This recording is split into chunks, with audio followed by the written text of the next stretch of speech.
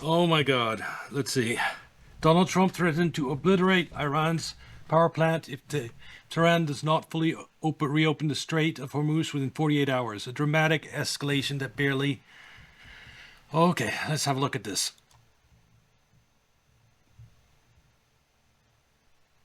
With power plant strike over the Strait of Hormuz. You know that anything that we do to Iran, Iran's going to turn around and do to the Gulf states. But this is proof that Trump's getting desperate, or that his plan for the marine invasion isn't going well. Oh my God! Let's see what other stories are out of this. A 48-hour ultimatum. President Trump just posted on Truth Social moments ago that if Iran doesn't open up the Strait of Hormuz within 48 hours, the United States will, quote, hit and obliterate their various power plants, starting with the biggest first. We're going to continue to monitor. I am praying that this does not include nuclear power plants, because then all hell is going to break loose in the Gulf. So I'm hoping it's just regular power plants. It's still terrible, but if it's not nuclear, that's at least one level better. Monitor any breaking developments out of the Middle East, obviously in response to this. Jason, I want to go to you first real quick. We saw something earlier today, 20 countries coming together talking about opening up the Strait of Hormuz. This really puts some firepower behind that. Yeah, the president doesn't fool around with this. 48 hours, he means it. I'm thinking hour 40. The thing is, it doesn't matter if he means it or not. Iran will just bomb the Gulf states' power plants. It's just escalation. Anything done to Iran, it's going to it'll lob even more missiles at Israel. It's not going to open the Strait of Hormuz just because of a threat from Donald Trump. But Trump is desperate. He has no plan. This is. That is going to open up. I think he'll give the oil markets and whatnot come Monday a great deal of relief, but more importantly, the goods and service.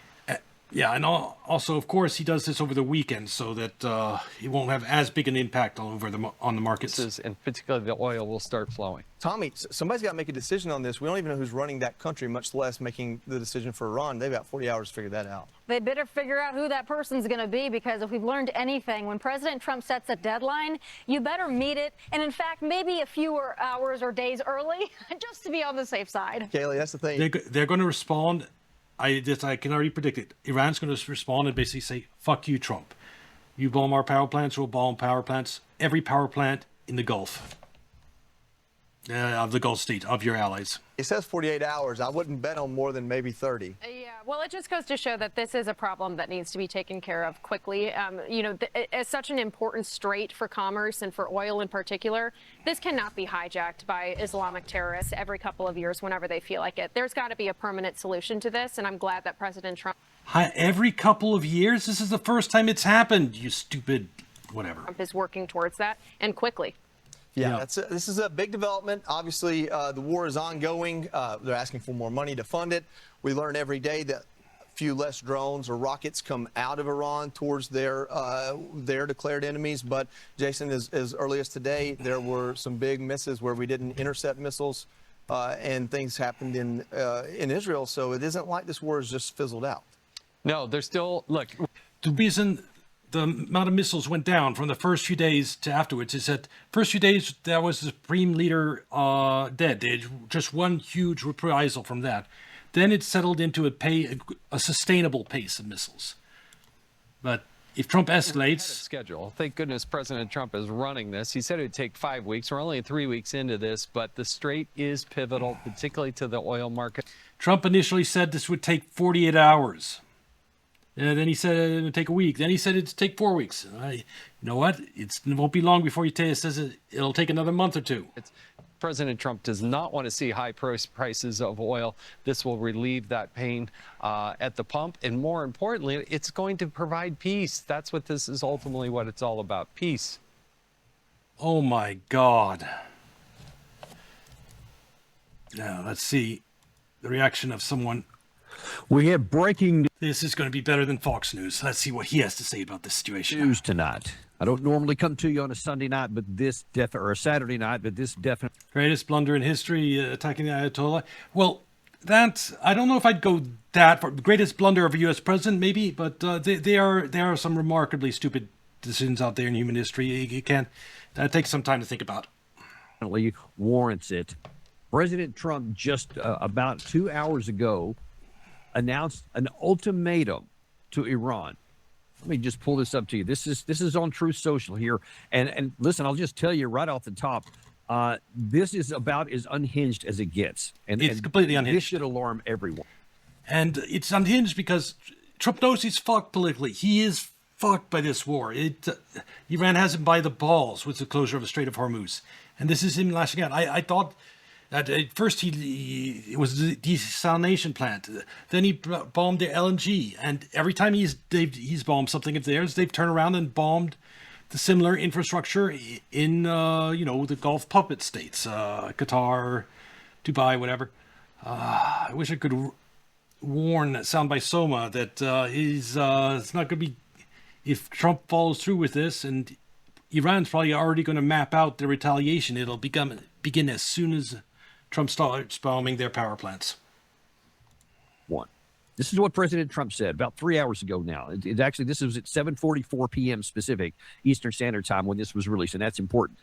President Trump writes, if Iran doesn't fully open without threat the Strait of Hormuz within 48 hours from this exact point in time, This is the ego, the thinking the U.S. is still this great empire. That's what it was in his head. And no, can't really blame him. Like Asmongold thinks the same thing. U.S. can just win this war, but it can't. It's 3 weeks in and it can't. So now it can only threaten to bomb power plants as a way to try to get them to open strait. It won't work. States of America will hit and obliterate their various power plants, starting with the biggest one first. Thank you for your attention to this matter. That weird way he ends all that. Now, that is the reason why this is unhinged and He'll explain it too, although I did too. alarm every American, especially those who are supporting President Trump. Already, Remember how this was for the Iranian people? We're bombing Iran for the Iranian people so that they could beat up Iran? No, if you go around and bomb every power plant in Iran, do you think the people will like us there? Do you think that'll make people want to uprise against the government when you're... told you with a lot of clarity and detail. This was a war of choice that should never have been started, that had a golden bowl offering of a diplomatic solution before he gave the order that would have given him an enormous victory. But instead of taking that, he took a course of action which has now resulted in the deaths of at least 13 Americans, 200 at least wounded. Probably thousands of Iranians have been killed. Who knows how many in Israel have been killed as a result of this war that started, and others throughout the Middle East. All because he did not want to take a golden diplomatic victory. We can only speculate why he decided to choose the war. Whether it was to do something that Benjamin Netanyahu said, who can say? But now then we see... I think, yes, Netanyahu pushed him into it. But the reason he did it, the reason he didn't consider all these risks is that because he believed the propaganda about the United States being invincible. And also the Venezuela situation convinced him, we can do that in Iran too and have this great victory. It was greed. He wanted a Venezuela moment in Iran, and he was greedy for that. And he just threw away his presidency. That was an irrational decision and an unwise decision. But now then here, he's threatening to open the Strait of Hormuz. Let me show you why I say this by itself is unhinged. Just barely an hour before he wrote this text here. He says the United States has blown Iran off the map. And yet their lightweight analyst, they being the New York Times, David Sanger, says that I haven't met my own goals. Yes, I have, and weeks ahead of schedule. Their leadership is gone. Their Navy and Air Force are dead. They have absolutely no Your goal was regime change, and that failed, Trump. defense, and they want to make a deal. I don't. We are weeks ahead of schedule. Just like their incompetent election coverage of me, the failing New York Times always gets it wrong. So number one, funny, this is probably an example of New York Times getting it more right than wrong. Just on the surface of it, just as that stands right there, this is irrational. What are you talking about that you have blown Iran off the map? You have blown up a lot of things and a lot of buildings and killed a number of people, but they're hardly blown off the map as they continue to graft. Iran is 4 times the size of Iraq. It's not something you can just blow off the face of the earth. Demonstrates It's with huge. their missile strikes and drone strikes throughout the Middle East, especially in Israel tonight. More on that in just a second.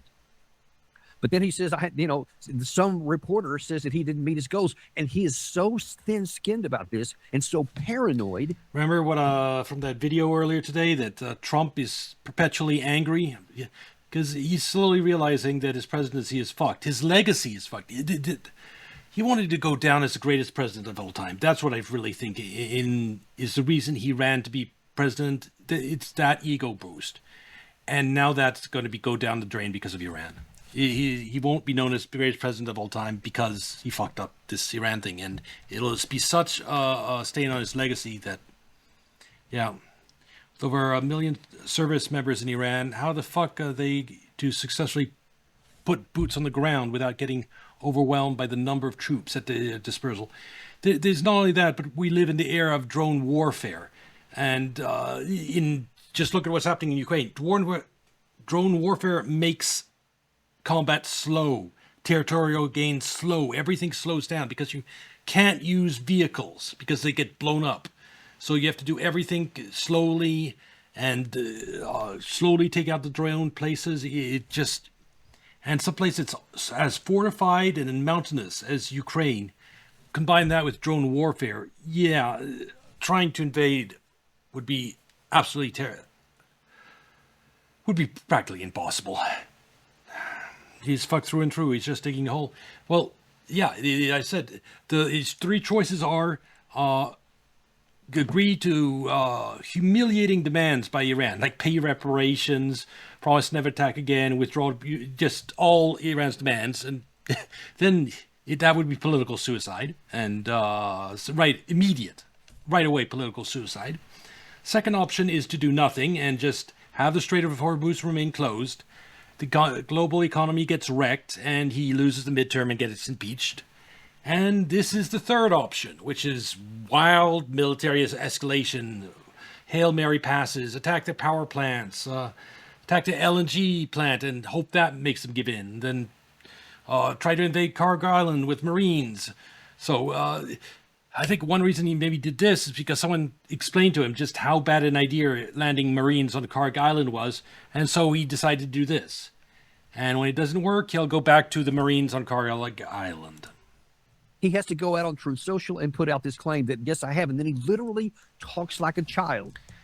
No, don't have to worry about it consolidating more power. And by the way, Trump isn't the one who consolidated power that way.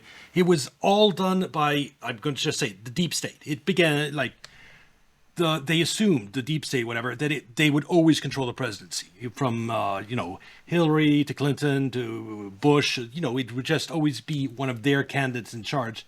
So they concentrated a huge amount of power into the presidential branch, to the executive branch of U.S. politics, of the United States political structure. And then Trump wins, and he just inherits that huge amount of power that is now invested in the presidency. He wasn't the one Obama is the one who gave himself the permission to kill U.S. citizens without, with drone strikes, without a warrant. That was Obama. And then Bush was the one with spying on Americans through the Patriot Act. It was, all of them have done that little by little. It wasn't Trump per se. It just, and I don't think he can consolidate more power because the entire civil service is against him. So he has that fighting against him, and the media and the Democrats. And so if you have this war that becomes unpopular, you don't have to worry about any dictatorial moves on Trump's part. That's not possible. They said I haven't met my goals. Yes, I have. Does that not, I'm being serious here. Doesn't that sound like a child? That's how a child would say it. Yes, I did. And then weeks ahead of schedule. What have you met weeks ahead of schedule? What were you supposed to have accomplished? What was supposed to take place?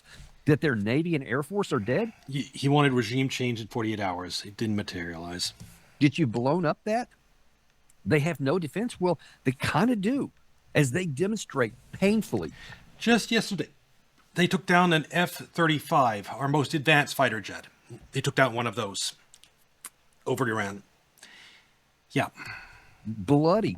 graphically with great explosive. And if Iran really has that new Russian S-400 air defense system, yeah, they might be able to fight off some of these strikes on power plants. Power. That is clearly untrue. But then after insulting David Sanger and saying that you've blown Iran off the map and you've accomplished your goals, then you want to turn around and say that if the Iran doesn't open the Strait of Hormuz with it. This reeks of desperation. It doesn't reek like everything is going according to plan. You don't threaten to bomb all the power plants of a country because things are going so well for you. 48 hours, then we're going to start obliterating power plants.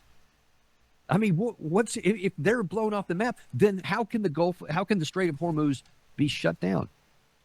How can the Persian Gulf still be blocked off to traffic? How can they still be preventing tankers from going out? How can they still be preventing the U.S. Navy from getting to within almost 1,000 miles of Iranian batteries and Iranian shoreline? You see that this is irrational. As I went over earlier today, that we're operating from air bases further and further away from Iran because the nearer ones are getting our military bases right next to Iran have already been rendered basically inoperable. But listen, like all these things, this doesn't come free. This doesn't come with no cost.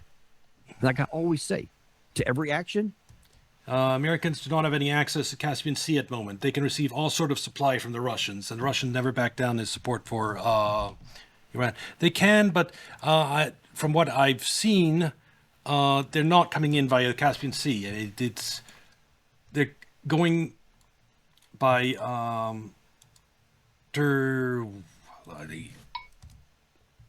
wait. Okay, I didn't copy the link correctly. Let me try that again. They're coming in. What the?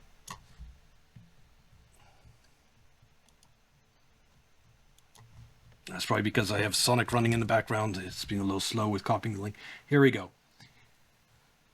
This is a convoy of trucks heading from Tajikistan to Iran, basically. An endless line of trucks with the Iranian flags heading to Iran.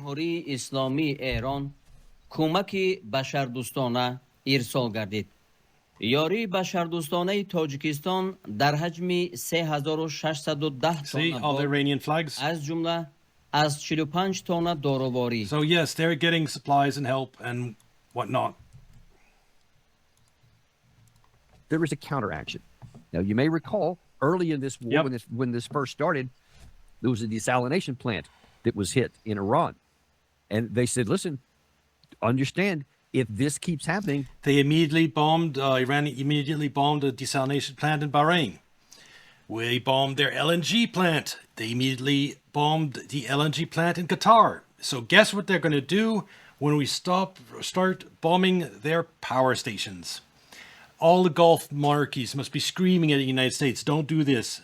But Trump is desperate. He's going to do it anyway, and yeah, there are going to be power issues throughout the Gulf. We're going to hit other desalination plants in the region. That if you attack our ability to create clean water that our people need to literally survive, there are other people who need it a lot worse than we do. Iran, because and desalination plants need power to run. Because of all their mountainous terrain, they actually have enough water that they can survive without any of these desalination plants. They get a very small percentage of it. Not the case with other Gulf regions. Yeah. Like Saudi. This news, the real takeaway from this is that the Gulf states are fucked. I mean, the U.S. allied Gulf states are fucked because they are far more vulnerable to having their civilian infrastructure destroyed. As you just mentioned, Iran has the ability to get water in other places than desalination plants. And that makes sense considering how big Iran is. There's no way they would be getting all their water from desalination. They have all these mountains, and they can get runoff from those mountains. The Arabia, UAE, Qatar, they absolutely have to have these desalination plants to be able to have life-sustaining water for their population.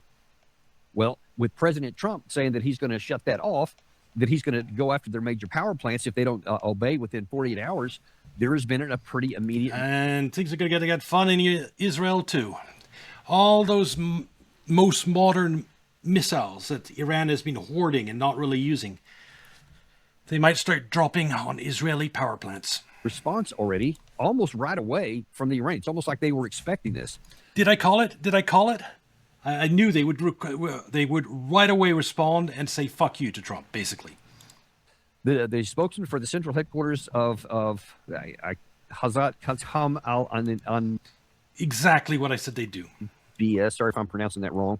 This is the official spokesman for the Iranian side. Following previous warnings, if Iran's fuel and energy infrastructure is attacked by the enemy, all energy, information technology, and desalination infrastructure belonging to the United States and the regime in the region will be targeted. And they'll do it. So they're just saying, listen, They've got thousands of Shahid drones, number Iran. Perfect. Number Iran has.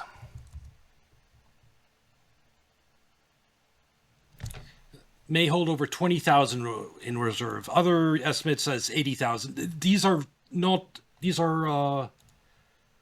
the cheaper drones. I don't think most of them can't reach Israel, but they're more than enough to reach oil infrastructure of the Gulf and the Gulf states like Qatar, Bahrain, everything. They have more than enough of this to level everything in the Gulf. who can play at that game? And listen, I've been telling anyone who would listen here, Iran is definitely on the lower side of the overall power dynamics, but that doesn't mean that they don't have some major cards to play.